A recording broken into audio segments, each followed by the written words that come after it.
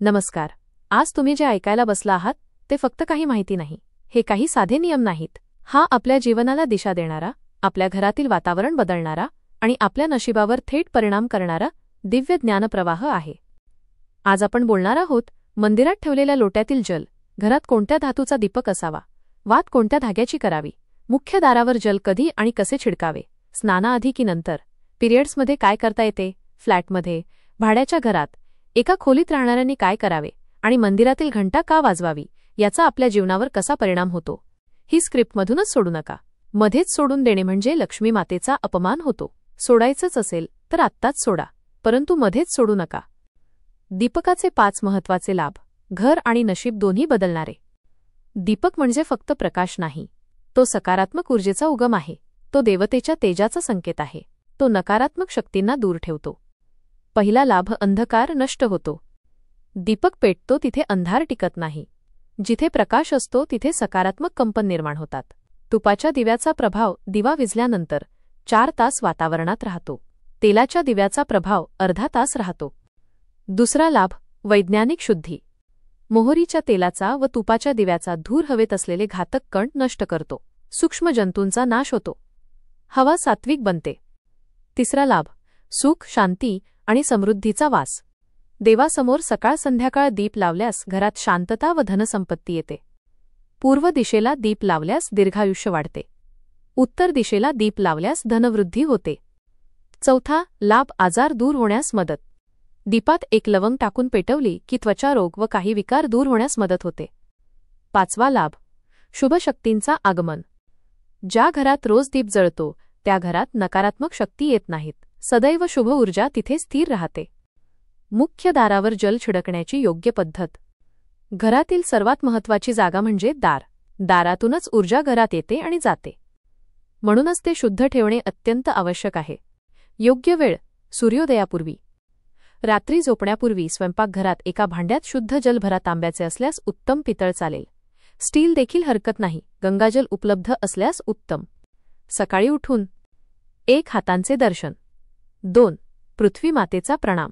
3 उजवा पाय जमिनीवर. 4 जल घ्या. 5 दार उघडा. 6 दहलीजवर जल छिडका. 7 आणि म्हणा, हे लक्ष्मी माते, माझ्या घरात प्रवेश करा आणि कृपा करा. दारावर पितरांचे वासस्थान. दार म्हणजे ऊर्जेचा प्रवेश व निर्गमबिंदू. इथे पितरांचा आशीर्वाद मिळतो. त्यांना अर्पित केलेले जल घरातील अडथळे दूर करते. स्नानाआधी की नंतर. हा उपाय स्नानाआधी करायचा. शरीर स्वच्छ नसले तरी मन पवित्र असावे. झाडूपूर्वी की नंतर. प्रथम जल छिडकावे, त्यानंतर झाडू मारावा. पिरियड्समध्ये काय करता येते? महिलांनी जल छिडकू शकतात, परंतु दीपदान करायचे नाही. दीपदान फक्त पूर्ण शुद्धीनंतर. फ्लॅट, भाड्याचे घर, एक खोलीत राहणाऱ्यांनी काय करावे? जिथे तुमची नेमप्लेट असते तेच तुमचे मुख्य दार. तिथेच जल छिडकावे आणि दीप लावावा. दीपक कोणत्या धातूचा असावा?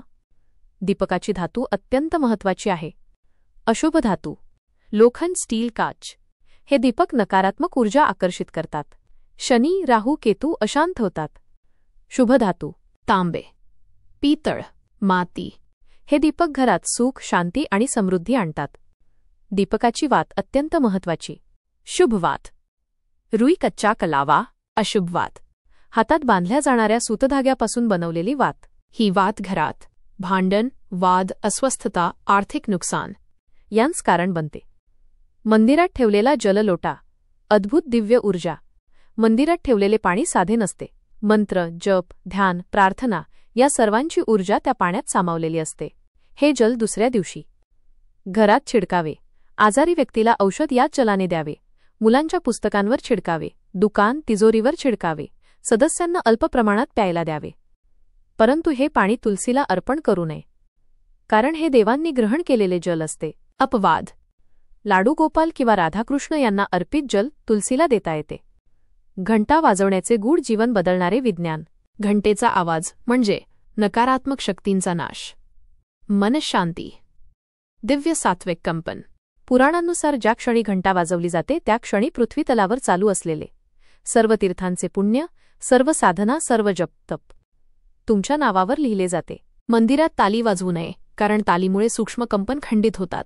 शेवटचा संदेश, ही परंपरा, हे नियम, हे उपाय, ही फक्त पूजा नसून ऊर्जेचे विज्ञान आहे. जिथे जल, प्रकाश, धूप, मंत्र आणि घंटा असते तिथे देवत्व असते. आणि जिथे देवत्व असते तिथे सुख, शांती, समृद्धी, आरोग्य, आनंद सर्व काही स्थिर राहतं. ही पद्धत आजपासून आपल्या घरात सुरू करा. आपले जीवन स्वतः बदलताना दिसेल. मित्रांनो, आज तुम्ही जे ऐकलं ते केवळ माहिती नव्हतं, ते आपल्या जीवनाला प्रकाश देणारं ज्ञान होतं. घरात शांतता, समृद्धी आणि सकारात्मकता आणणारे हे नियम जर प्रत्येक घरात पाळले गेले तर कुठल्याही घरात अंधार कधीच टिकणार नाही. जर तुम्हाला ही माहिती महत्त्वाची वाटली असेल, तुमच्या जीवनाला स्पर्श करून गेली असेल, तर या व्हिडिओला नक्की लाईक करा. तुमच्या मित्रपरिवारात, नातेवाईकांमध्ये, व्हॉट्सअप, फेसबुक ग्रुपमध्ये ही माहिती शेअर करा, जेणेकरून प्रत्येक घरात प्रकाश पोहोचेल. आमच्या चॅनलवर असेच ज्ञान, ऐकून मन शांत करणारे, जीवन बदलणारे विषय नियमित येत असतात. म्हणून चॅनल सबस्क्राईब करून ठेवा आणि जवळची घंटी देखील दाबा, जेणेकरून पुढची प्रत्येक माहिती तुम्हापर्यंत सर्वात आधी पोहोचेल. आणि शेवटी एक छोटी विनंती, कॉमेंटमध्ये नक्की सांगा, आजच्या माहिती